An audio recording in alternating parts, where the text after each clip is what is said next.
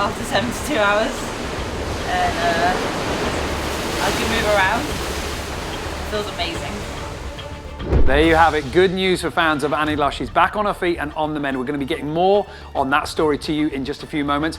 Plus, we're going to be speaking about the unbelievable battle that's happening in the front from the sailors themselves. But first up, let's take a look at where the race is right now and how this unbelievable shift has played out. The Dutch team, Axel Nobel, has managed to close the gauge on Turn the Tide on Plastic as Sun Hun Kai Scallywag looks like they're going to cement their position.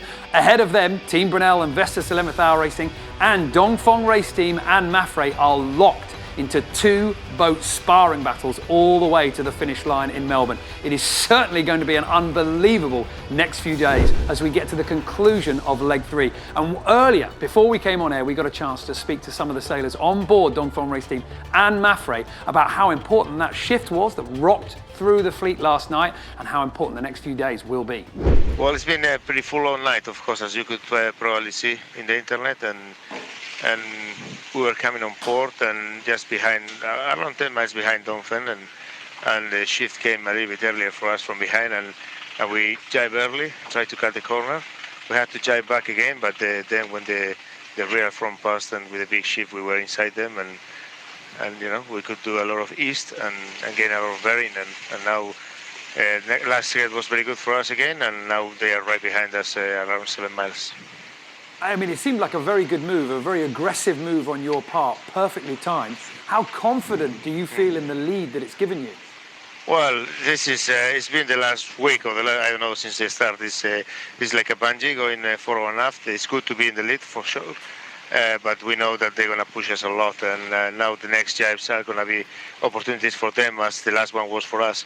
So, you know, we have confidence that we're going well, the boat is going well, and the crew as well. But we know they are very fast, and we have to be very, very careful.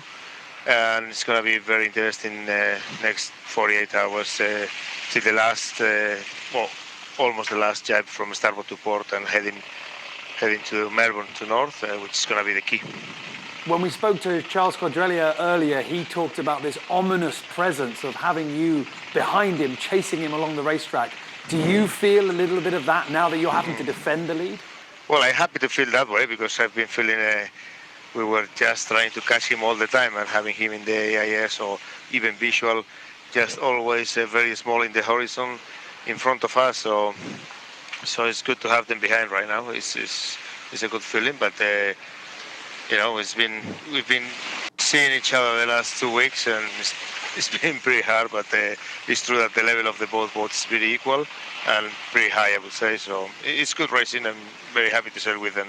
Xabi, thank you so much. I appreciate you've got a lot on. I'll let you get back to the race. Thank you very much. So to get over the line first at the end of this one, we're just going to have to be sailing as close to 100% of our potential as possible, which means doing the sail changes at the right times, doing the sail changes efficiently so we don't lose much, just trimming and driving really accurately, and then on the the navigation side, just positioning the boat as absolutely perfectly as possible. And having said all that, you know, we've been racing for 10 or 11 days now with another 4 or 5 to go. Everyone's fatigued and tired, and it's really hard to stay at 100%. So an incredible battle happening at the front of the fleet, and I've got Gonzalo Infante here again because, Gonzalo, you were right about how this cold front would affect the fleet. You were bang on with the weather. So the key question that I've got for you is, when are we going to be seeing the arrivals in Melbourne? What's the date? Well, Niall, it's not that easy because, as you know, the weather moves so fast in the Southern Ocean. But let me try to explain you. Here we have the front of the fleet. This southwesterly is basically the breeze that is behind the front, a front that was very interesting for the fleet, especially for Mafre, because they did very good moves like this one, where they managed to take very good miles to his opponent, Dongfeng Race Team, and now they are leading. And but in 24 hours' time, the story is going to change a little bit, not for the first 2 boats, because they are going to be able, as our predicted routes is showing, to hook into this low pressure, big low pressure that is filling in all this area with 20, 25 knots. It's going to be a different thing for Axon Nobel and for Ternetide on plastic. We still don't know whether if they are going to be able to stay ahead of this huge high pressure system, and this is going to dictate the ETA for these boats. But if we go 48 hours from now, we see how Manfred and Don Fenray's team and probably the Vestas and Team Brunel will be able to sail into very fresh breeze, but we don't know about the back of the fleet. All right, Gonzalo, good information, very important, very useful, but you still haven't answered my question. People have got flights to book. People need to know when they need to get to the finish line. When is it that the lead boat's going to get to Melbourne? Okay, so my money is for Christmas Eve. All right, Christmas Eve, that's when we're going to start seeing the first boats arrive in Melbourne. But there's so much happening in the race right now. And if you've been following the race, you'll know that Annie Lush has been bunk bound. We caught up with Bauer Becking on board Team Brunel to get the latest on her recovery and the race right now. Well, what has happened in the last few hours, the cold front has passed us, and the breeze has dropped from about 25 till right now a gentle 15, 16 knots. Probably people can see sunshine. But the breeze is coming now more from the south, so it's actually, the temperature feels actually, I think, one of the most chilliest days we're having right now. So that's probably the change since the last couple of days. But of course, it's a nice feeling not to have that much breeze and not getting that soaking wet all the time. And with that change in breeze and that change of wind angle, did you manage to make any gains towards Vestas 11th Hour Racing? Because you're in a tight race for the podium. Well, it was actually, we expected to be way worse off because the guys in front of us, of course, like Vestas, they sailed in the old breeze longer, more breeze, but amazingly well, we have been hanging really good on. We did 2 sail changes last night, and it looks like that they actually were just hanging on to the big gear.